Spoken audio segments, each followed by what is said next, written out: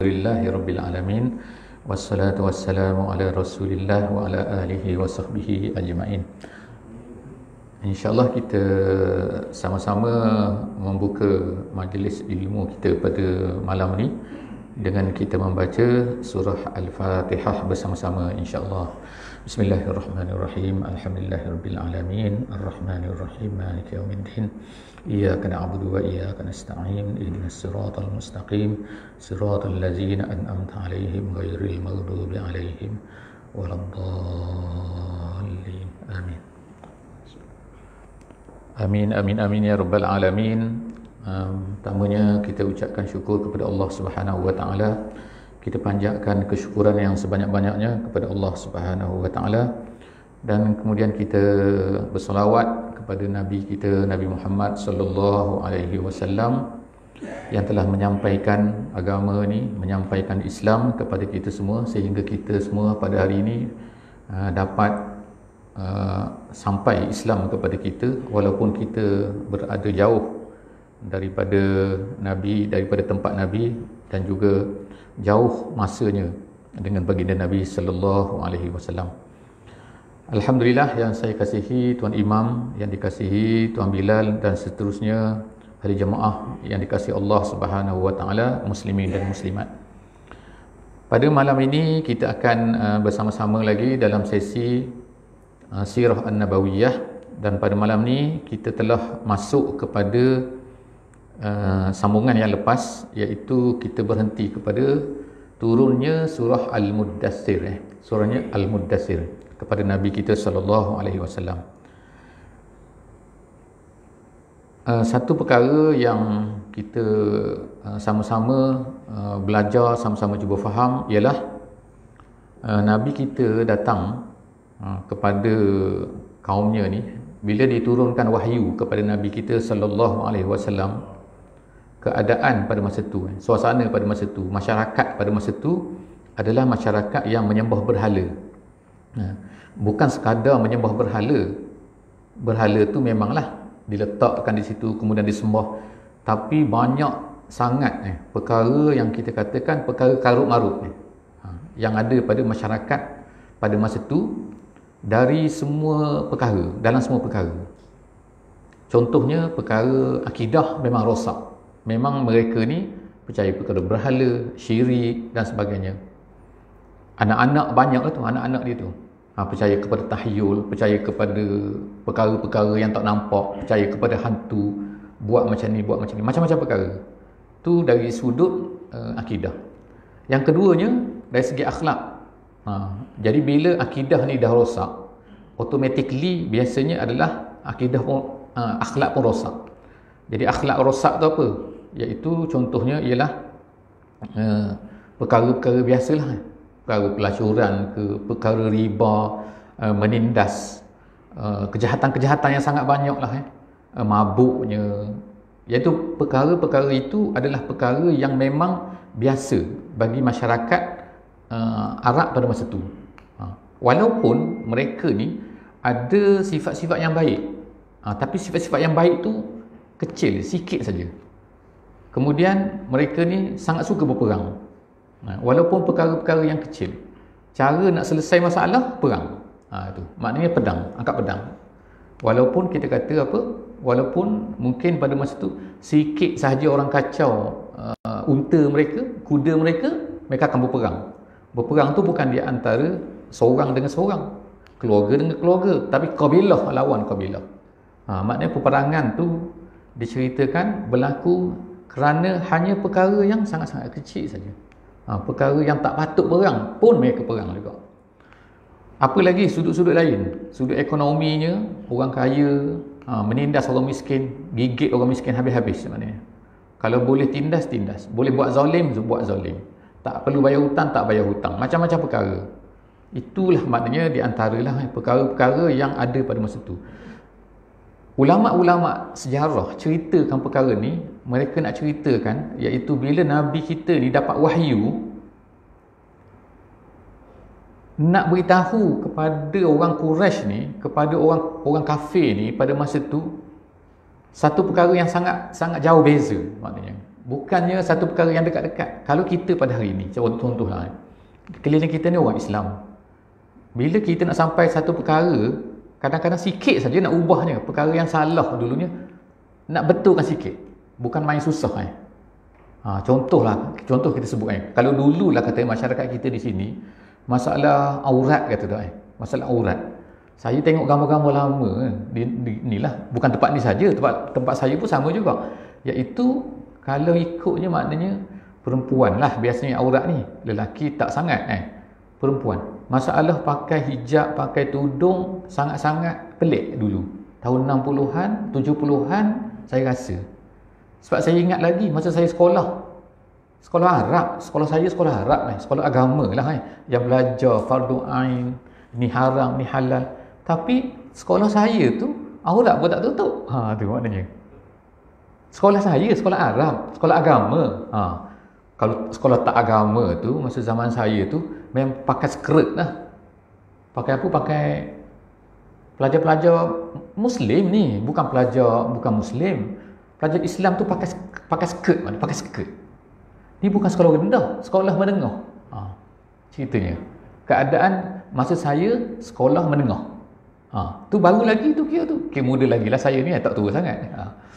Jadi maknanya baru lagi lah masyarakat ni tiba-tiba berubah lah. Alhamdulillah. Sekarang ni kalau nak jumpa cari pelajar, kalau di sini wajib ni. Maknanya kena pakai tudung pergi sekolah. Tu contoh lah maknanya. Jadi maknanya berubah dah, alhamdulillah. Tapi tu baru satu benda. Jadi kalau kita tengok Nabi SAW ni, depan dia ni bukannya tutup aurat tak tutup aurat. Kafir. Makna sebuah berhala langsung ni. Ada 360 ekor berhala di keliling Kaabah tu. Jadi betapa susahnya nak ubah ni. Jadi sebab itulah bila Nabi SAW datang kepada masyarakat Arab, bila dapat wahyu, yang pertama hari tu ialah Iqra. Yang kedua ialah Ya ayyuhal muddathir. Ya ayyuhal muddathir, qum fa'anzir wa rabbaka fakabbir. Tu ayat tu ertinya apa? Cerita kalau kita kata bahasa mudahnya ialah wahai Muhammad, sudahlah tidur. Dah. Apa ni relax ni. Sudah. Pergi mana? Bukan pergi gosok gigi, bukan bangun tidur, hei Muhammad, bangun pergi gosok gigi. Bukan. Pergi fa'anzir. Fa'anzir tu maknanya beritahu apa yang aku turunkan ni. Allah Ta'ala beritahu apa yang aku turunkan kepada kau wahai Muhammad, sekarang beritahu pada orang. Tak boleh simpan pada kamu saja. Bukan kamu je nak masuk syurga, orang lain pun nak masuk syurga juga. Awak kena mesti wahai Muhammad pergi beritahu kepada orang manusia semua ni apa yang Allah Ta'ala telah beritahu kepada kamu. Itulah maksud dia fa'anzir. Jadi satu benda yang berat ni. Sebab itulah Allah Ta'ala hujung dalam surah yang kita baca pada minggu lepas tu, warabbaka fakabbir. Dia kata warabbaka fakabbir, ayat yang ke-6 surah Muddathir. Ertinya apa? Warabbaka fakabbir, kerana Tuhan engkau hendaklah engkau bersabar. Maknanya bila Allah Ta'ala beritahu bersabar tu, ayat yang ke-6 ni, ayat yang pertama tu dah beritahu awal-awal lah. Tapi jaga-jaga Muhammad macam itulah soalnya kan. Nanti akan banyaklah orang yang tak suka pada engkau. Jadi pada ketika itu kau hendaklah bersabar. Jadi Nabi pun startlah keluar pada masa itu. Yang pertama sekali ialah mesti ceritakan Islam. Siapa yang mula-mula diceritakan Islam? Of course lah family dia. Jadi orang yang mula-mula sekali masuk Islam ialah Khadijah binti Khuwailid, isteri baginda Nabi SAW. Itu selesai satu. Kemudian siapa lagi yang paling dekat? Anak-anak. Jadi alhamdulillah anak-anak semua masuk Islam. Tak ada masalah. Sama ada Zainab ke, sama ada Ummu Kulsum ke, sama ada Ruqayyah ke, sama ada Fatimah ke, yang paling kecil Jadi semua tu alhamdulillah masuk Islam. Semua perempuan anak-anak Nabi yang besar-besar tu dah mati masa Damit lagi. Jadi selesai. Siapa lagi? Next. Orang yang paling dekat, hamba Nabi SAW, iaitu nama dia ialah Zaid bin Harisah. Hamba Nabi SAW. Jadi biasalah pada masa tu orang semua ada hamba lah. Biasa rumah ada hamba. Hamba ni kalau kita kata, kalau zaman sekarang ni kita kata bukan hamba sekarang ni, tapi makna setiap rumah tu biasanya ada maid kan. Makna orang yang tolong bantu, pembantu rumah. Jadi zaman dulu tu dia hamba macam tu. Jadi Zaid pun masuk Islam juga, Masya Allah Zaid bin Harisah. Kemudian seterusnya siapa lagi yang masuk Islam yang awal-awal ni? Ali bin Abi Talib. Ali. Sebab apa Ali? Ali ni anak kepada Abu Talib. Maknanya kalau ikutnya ialah maknanya sepupu Nabi. Sepupu. Sebab Abu Talib tu adalah bapa saudara Nabi. Abu Talib tu adik-beradik dengan Abdullah. Jadi maknanya dia tu bapa saudara Abu Talib tu. Dia ada anak nama dia Sayyidina Ali. Anak dia ramai. Dia tak sanggup nak bela sebab dia miskin. Jadi salah seorang daripada tu, Ali tu diberikan kepada Nabi supaya tolong jaga. Jadi macam anak angkat lah kita, tapi bukan anak angkat. Tolong jaga. Dia kalau anak angkat ni dia lain pula. Jadi seterusnya ialah habis. Dalam rumah settle. Selepas tu siapa pula? Nabi SAW mula tengok keliling dia. Siapa? Sahabat yang paling baik dengan dia? Abu Bakar. Jadi startlah Nabi SAW cerita kepada Abu Bakar tentang ni. Tentang apa? Bukan tentang Quran. Baru 2 ayat baru turun. Baru 2 kali. Yang pertama Iqra tu. Kemudian yang kedua Muddassir tadi. Muddassir. Jadi artinya 2 ayat tu Nabi SAW dah cerita Abu Bakar tu masuk Islam.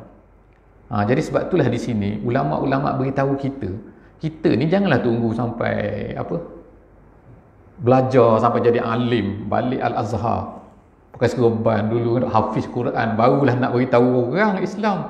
Nabi SAW kata balighu anni walau ayat, sampaikan daripada aku walaupun 1 ayat. Kita ni bukan 1 ayat Fatihah dah berapa ayat 7 ayat Fatihah. Itu baru Fatihah. Qul a'udzubillahi, banyak kita tahu pasal Islam. Cuma kita tak bergerak je, kita ni tak menyampai je. Jadi seterusnya apa yang dibuat Abu Bakar masuk Islam. Masya Allah. Abu Bakar ni jadi ahli jemaah semua, kita tengok memang pelik dia ni sebenarnya. Bila orang tengok sejarah, baca sejarah pasal Abu Bakar ni, yang pertamanya Abu Bakar ni, dia ni memang tabiat dia ni seorang yang senyap. Orang kata tak banyak bercakap lah bukan outspoken, bukan macam yang saya, macam siapa kot yang apa benda semua nak cakap bising. Orang kata tu dia bising sekali. Abu Bakar bukan macam tu. Bila kita tengok baca, dia lain daripada Umar Al-Khattab. Umar Al-Khattab ni jenis ganas sikit orang panggil kan. Asyik-asyik apa benda sikit nak sembelih orang. Kan kita baca sejarah dia, orang datang seorang tu ni tarik ni panggil ridak ni, dipanggil ni kain yang saya pegang pakai ni kan, bukan serban ni, sebab balut pada leher panggil ridak, dia panggil. Kalau balut atas kepala dia panggil imamah, dia panggil serban. Kita letak sini macam haji tu kan, tu ridak. Jadi ada seorang tu badui datang, kata pegang tarik kain Nabi ni. Sampai kuat ni, sampai berbekas merah ni. Dia kata, mana kau? Mana hutang tak bayar? Something. Orang Badui memang cakap macam tu. Badui ni kita nak kata apa sekarang tak ada. Tapi dia cakap macam tu. Umar ada tepi tu. Umar pergi tu. Rasulullah bagi izin aku nak sembelih ni. Sembelih terus. Dia tak main dah tanpa-tanpa. Dia main sembelih tu. Buat keluar pedang dia. Asyik macam tu lah. Banyak cerita memang macam tu Umar ni. Jadi nampaklah kita panggil apa? Personality yang berbeza tak ni personality dia sembelih orang. Tampar orang, pukul orang, belasah orang panggil. Yang sebelah sini ni Abu Bakar. Mana kita dengar cerita Abu Bakar ni nak sembelih orang? Tak pernah dengar dalam sejarah ni. Asyik-asyik dia ni sebagai contoh. Dalam satu peperangan yang pertama dalam Islam. Nama dia peperangan Badar. Peperangan Badar Peperangan Badar ni, bila berlaku peperangan, ramailah orang kafir yang kena tawan. Maknanya Islam menang. Lepas tu ada kena tawan. Kena tawan maknanya jadi tawanan perang lah. Nabi SAW bawa balik ke Madinah. Cuma masalah dia, nak buat macam mana dengan tawanan perang ni? Tu. Sebab ini first time ever. First time. Tak pernah lagi dapat tangkap orang kafir ni dalam peperangan. Jadi, masing-masing duk termenung lah. Termenung apa? Termenung nak cari. Nak buat macam mana ni? Quran tak turun. Tunggu-tunggu tak turun. Nabi kita SAW pergi tanya Abu Bakar, macam mana pendapat kau? Nak buat macam mana ni? Orang tawanan kita, POW, tu prisoner of war lah, apa panggil zaman moden. Nak buat macam mana? Abu Bakar kata macam mana? Abu Bakar kata, ya Rasulullah, dia kata, mereka ni bukan orang lain. Setengah tu saudara kamu, anak beranak kamu, orang kampung kamu, orang Mekah. Takkanlah kita nak buat apa-apa pada mereka. Oh, lembut sungguh Abu Bakar ni. Itu jawapan dia. Umar pula, Nabi tak apa, Nabi pergi tanya pula. Nabi pergi mesyuarat pula dengan Sayyidina Umar. Umar, apa pendapat kau? Kita nak buat macam mana ni? Mereka ni, apa semelih lah semua. Oh, maknanya nampak tu perbezaan. Jadi Nabi ambil yang mana? Nabi ambil pendapat Abu Bakar. Tapi tu ayat Quran sebab tu. Ayat Quran mana? Tanya imam kita lah, insya-Allah kan. Ayat mana kan? Tapi tolak imam. Tapi ayat Quran turun kata kan, tidak harus bagi seorang nabi tu kan memelihara orang-orang tawanan perang ni kan. Sedangkan kamu belum menang lagi. Maknanya baru habis sikit ramai lagi di Mekah tu. Tiba-tiba kamu nak bela mereka ni. Bela buat apa? Contoh macam tu, Allah Ta'ala marah pada Nabi. Kenapa? Marah kerana Nabi ikut pendapat Abu Bakar. Tu maknanya nak ceritanya perbezaan personality. Cerita di sini, tiba-tiba Nabi SAW dakwah Abu Bakar. Dakwah Abu Bakar yang pelik di sini. Satu lagi perkara pelik lah ni, ahli jemaah semua kan. Iaitu dalam banyak-banyak kita baca hadis Nabi, kita tak pernah jumpa hadis yang diriwayatkan oleh Abu Bakar. Bukan gitu Asyik-asyik pergi jumpa sana hadis Abu Hurairah ni masuk Islam ni 4 tahun je bersama dengan Nabi. Abu Bakar ni 23 tahun bersama dengan Nabi. Kemudian sebelum daripada tu dia masih dah bersama dengan Nabi tu, daripada muda lagi, sebelum daripada Nabi dapat wahyu dia dah bersama dengan Nabi. Tapi kalau ikut riwayat ni, ada banyak-banyak hadis ni ulama gali, cari, korek sana, ada 4 aja hadis. Itu pun susah nak jumpa tu. Mana Abu Bakar? Abu Bakar ni kenapa tak riwayatkan hadis? Jadi ulama cerita, tengok chat ni kenapa lah. Rupanya personality tu dia effect. Dia lebih suka macam ni. Dah kalau orang lain dah beritahu tak apalah aku. Tu dah tahu dah. Macam tu lah gitu. Ataupun dia beritahu kepada sahabat lain tapi jangan beritahu aku gitu. Aku dengar Nabi cakap jadi orang tu riwayat lah, tak beritahu dia cakap. Macam tu maknanya. Sifat dia tu memang efek lah sekarang ni tengok cerita dia. Nabi SAW pun berdakwah kepada Abu Bakar. Cerita Islam pada Abu Bakar. Abu Bakar terima ni apa yang berlaku? Dia tak duduk rumah. Terus dia dapat Islam tu, terus keluar daripada rumah dia, pergi cari semua kawan-kawan dia. Dan ceritakan Islam apa yang dia dapat tu kepada kawan-kawannya. Kawan-kawan lah kita kata masa tu kawan-kawan. Siapa? Antaranya orang besar-besar semua tu, kebanyakan tu semua dapat syurga, dijanjikan syurga oleh Nabi SAW. Yang pertama siapa? Uthman bin Affan. Tak adalah khalifah yang khalifah yang keempat. Khalifah yang ketiga. Kemudian siapa lagi? Az-Zubair bin Al-Awwam. Syurga juga tu. Ada syurga juga tu. Dia 10 orang 10 orang sahabat yang dijamin syurga. Nama dia Asyarah Mubasysyari bil Jannah. 10 orang sahabat yang memang Nabi confirm dia masuk syurga. Kita tak tahu lagi Tapi bukan 10 saja, tu 10 tu yang confirm. Ada lagi yang lain masuk syurga tu macam Bilal. Bilal pun confirm juga. Sebab masa Nabi naik Isra' Mi'raj tu, Nabi dengar terompah dalam syurga. Maknanya bunyi, Nabi tahu bunyi ketak. Terompah ni maknanya orang panggil slipper Tapi zaman dulu mungkin buat daripada kayu. Jadi Nabi kata, aku dengar kau berjalan dalam syurga, Bilal. Macam mana kau ni? Kau buat apa? Maknanya dia confirm masuk syurga tu. Cuma sebelum daripada tu jadi apa tu, wallah alam bisawab lah Tapi yang 10 ni, bukan 10 sahaja, tapi 10 ni ialah yang confirm. Siapa yang 10 ni? Yang kedua tu, Az-Zubair. Uthman, Az-Zubair, Abu Bakar. Kemudian lagi siapa? Abdurrahman bin Auf. Ni siapa ni? Yang saya sebut ni semua ni ialah orang-orang yang masuk Islam di tangan Abu Bakar, dan dikatakan pada hari pertama lagi Abu Bakar tu dapat Islam. Terus dia pergi cerita, dia ajak ni orang-orang yang dia kenal ni. Yang keempat siapa? Sa'ad bin Abi Waqqas. Juga seorang yang hebat Sa'ad bin Abi Waqqas tak adalah hebat dia nak cerita ni. InsyaAllah ada satu saya tengok zaman dulu lah, masa saya dulu belajar dulu, tak ada tengok satu video. Cerita dia memang khusus pasal Sa'ad bin Abi Waqqas ni. Ceritalah. Tapi cerita tu betul lah, dia berdasarkan kepada sejarah-sejarah tu. Jadi Sa'ad bin Waqqas ni hebat dia iaitu dia ni orang yang membuka Farsi. Maknanya membuka Farsi tu menewaskan Farsi tu. Parsi tu kuasa besar lah.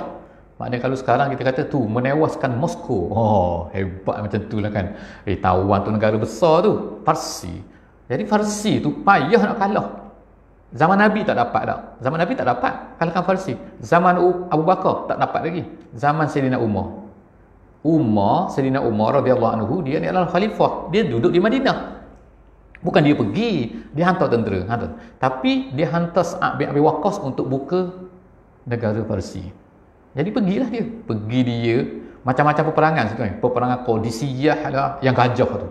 Oh, hebat dia. Jadi akhirnya dia yang dapat kalahkan tentera Parsi tu, yang dapat merampas ambil negeri Parsi tu, dan sampai sekarang lah negeri Parsi tu jadi Islam. Walaupun adalah pelik-pelik sikit kan selepas benda tu kan yang berlaku. Tapi dulu negara Parsi tu, negeri Iran lah sekarang ni panggil tu, ialah kawasan tu ialah telah jadi Islam sejak daripada zaman Sayyidina Umar Al-Khattab. Di bawah siapa yang buka dia? Tu, nama dia Sa'ad bin Abi Waqqas. Kemudian lagi siapa? Selepas itu orang yang seterusnya Talhah bin Ubaidillah. Talhah ni pun masyhur juga dia ni. Masyhur, orang hebat. Jadi cerita dia kita akan cerita kemudian insya-Allah. Sebab kita ni tak habis cerita ni. Cerita kita ni insya-Allah habis sirah Nabi, kita masuk pula Khulafaur Rasyidin tau. Imam anggap tu insya-Allah. Tak tahu berapa tahun lagi insya-Allah.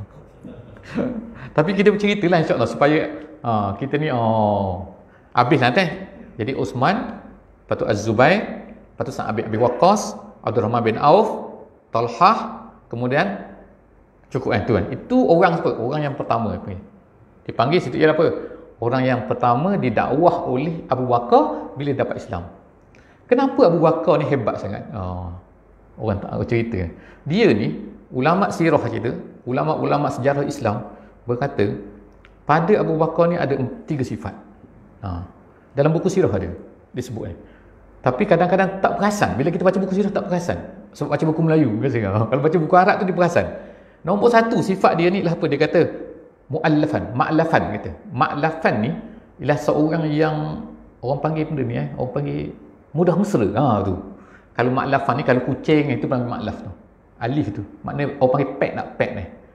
Pet tu maknanya binatang yang jinak dengan manusia. Jadi kalau manusia yang mudah jinak dengan orang dia panggil ma'lafan. Abu Bakar ada sifat tu.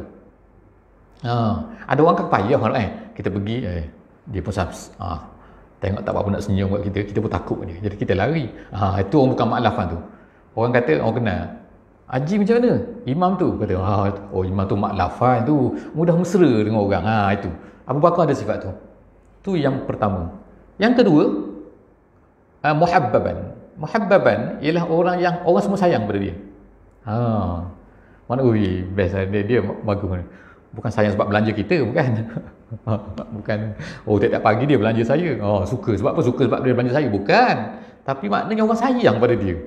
Orang disukai ramai. Yang ketiganya dia ni adalah sahlan. Sahlan ni mudah. Mudah berkira, orang panggil mudah berkira kan.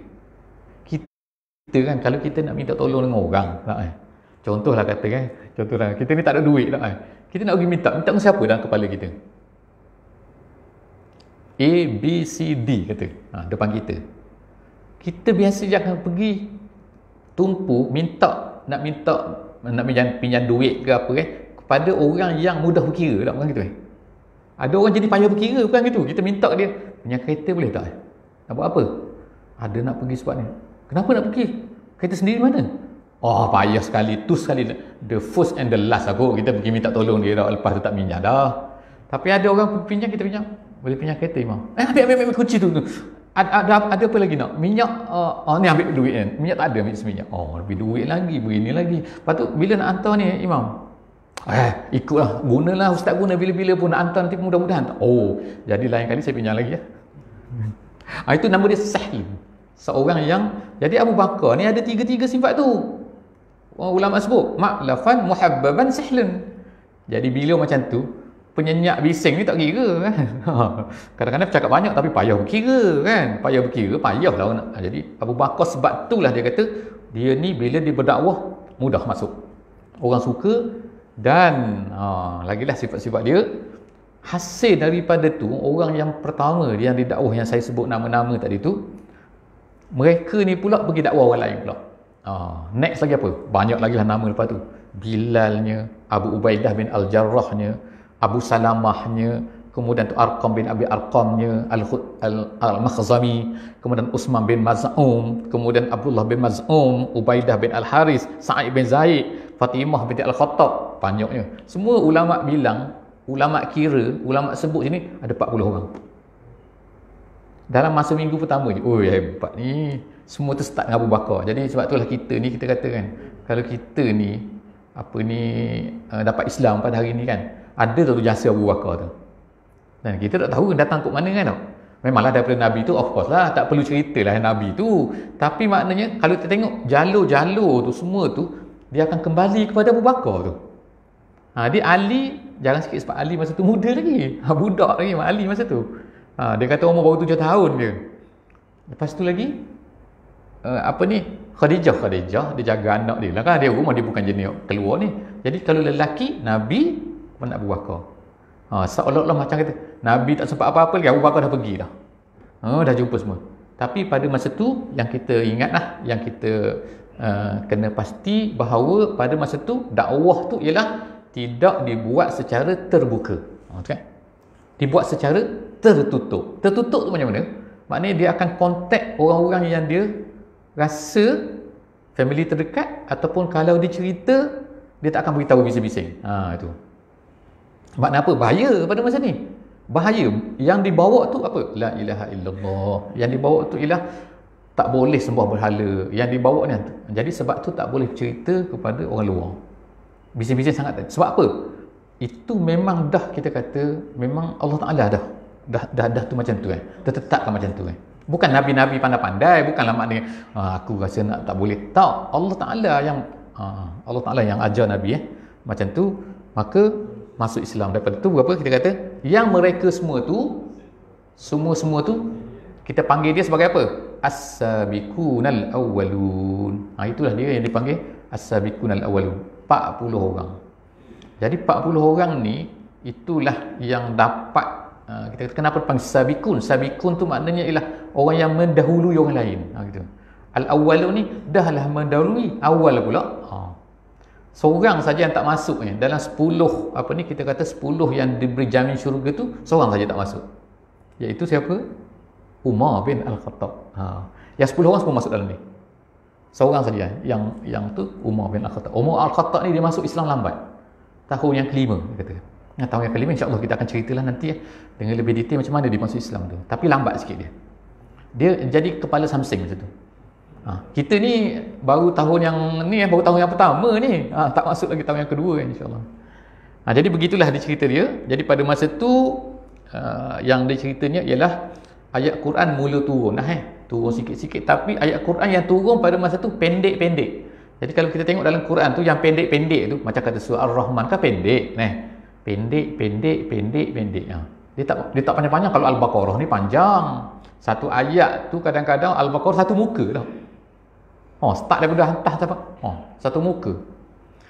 Jadi ayat masa tu pendek-pendek. Dan ayat pada masa tu banyak menceritakan tentang akhirat, cerita pasal syurga, cerita pasal neraka. Dan cerita tentang orang-orang yang sebelum daripada Nabi kita SAW, iaitu umat-umat terdahulu. Kisah Nabi Nuh, kisah Hud, kisah gini-ginilah. Jadi ulama kata ayat-ayat ni turun ni sebab nak bagi penguat nak cerita bahawa bukan kamu saja, wahai 40 orang, bukan kamu saja yang percaya ni. Kamu janganlah susah hati. Sebab apa? Kalau ikut kira-kira lah kan, rasa susah hati tak? Sebab orang keliling ni kafir. Ada 10,000 orang kafir. Kita 40 orang. Orang panggil benda minoriti dalam minority and minority. Kita kata apa? Maknanya sangat-sangat sikit lah maknanya kan. Jadi golongan sikit ni kadang-kadang jadi tension tau. Iyalah keluar rumah. Kadang-kadang dalam family kafir. Macam Zainab kata. Kita cerita Zainab. Zainab ni anak Nabi. Tapi dia kahwin, suami tu kafir. Suami dia tu. Tapi pada masa tu syariatnya tak ada hukum yang kata kena bercerai. Maknanya kalau Islam tak apa. Islam dengan kafir pun kadang-kadang dalam rumah suami kafir. Al-Wa'il kan, Al-As bin Wa'il, suami Zainab tu. Jadi maknanya sebab tu kita baca cerita nanti sampai ke tu dia sampai kepada hijrah tu. Hijrah maknanya selepas yang ke-13 tahun tu, bila dia kahwin, dia nak hijrah ikut ayah dia pergi ke Madinah. Tapi suami dia tak beri. Bila suami dia tak beri, dia duduk di Mekah tu. Sampai suami tu pergi perang Badar. Isteri duduk di Mekah, ayah duduk di Madinah. Isteri Islam, suami kafir. Bukan kafir biasa-biasa, bukan biasa-biasa tu kafir sungguh-sungguh. Kafir sungguh perang lagi, perang Badar. Masuk perang Badar, suami tu kena tawan. Suami kena tawan sampai ke Madinah. Nabi tengok ni menantu aku lah kena tawan ni. Macam mana? Nabi kata apa kan? Nabi kata siapa yang nak tebus, beritahu kepada family, hantar mesej ke family dia, atau WhatsApp ke apa, kata-kata kan, hantar berita lah kepada family di Mekah tu, supaya hantar hantar tebusan, hantar ransom betul kan? Tak betul kedok tu saya sebut kan. Mana tebusan, mana harta untuk bebaskan orang-orang yang ditawan ni. Jadi masing-masing orang Mekah tu hantarlah. Termasuk yang hantar ni siapa? Zainab tu. Zainab hantar ni apa ni? Orang panggil apa ni? Rantai leher, rantai. Yang terrantai nak tebus suami dia. Tebus sampai kat Nabi tengok. Gitulah Quran gaya tu kan. Apa? Rantai tu rantai Khadijah. Nabi kenal rantai Khadijah yang diberikan oleh Khadijah kepada anak dia Zainab tu sebelum dia meninggal. Kemudian Zainab hantar nak buat tebus suami dia. Nabi tengok, ni Khadijah punya. Sedih pula lah Nabi tengok kan. Dah lah menantu dia, lepas tu nak tebus pula ni. Nabi beritahu kepada sahabat nak minta tolong, kata tolong bebaskan suami dia ni, dan rantai ni hantar balik lah. Sahabat kata, iyalah kan. Tak macam beri. Tapi Nabi SAW kata kepada suami dia tu kan, waktu itu dia kata gini, awak boleh kata aku lepaskan kau balik, tapi dengan syarat kau mesti izinkan anak aku tu Zainab tu hijrah. Dia memang betul, dia memang dia balik ke Mekah, dia beritahu kepada Zainab pun berhijrah. Itulah cerita dia. Lepas tu tapi alhamdulillah dia pun masuk Islam juga lepas nasib baik tak mati peperangan Badar tu. Jadi ceritanya pada masa tu ada suami isteri memang kafir Islam gitu. Jadi ramailah cerita masuk Islam lepas tu, alhamdulillah. Habis cerita tu. Tu cerita saya cerita kesimpulan daripada nak kata 3 tahun. Cepat kan, 3 tahun ceritakan tu dalam masa ni. Jadi alhamdulillah. Habislah pada tu.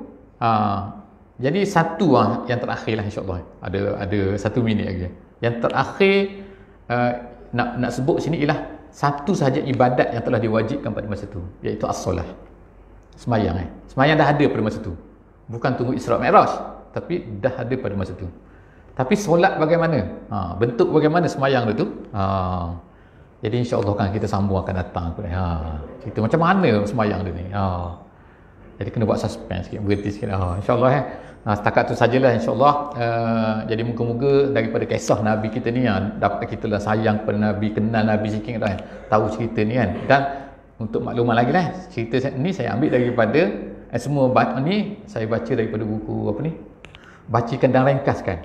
Kena buat nota ni daripada buku Ar-Rahiqul Makhtum. Kalau ada orang nak check, orang nak baca insyaAllah kan. Ar-Rahiqul Makhtum ada dalam bahasa Inggeris, asalnya Arab, ada bahasa Inggeris, ada bahasa Melayu, ada, semua ada PDF insyaAllah, semua ada PDF.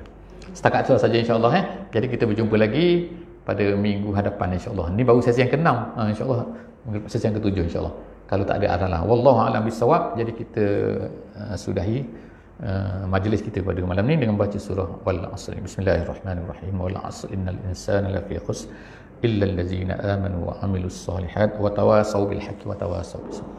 Assalamualaikum warahmatullahi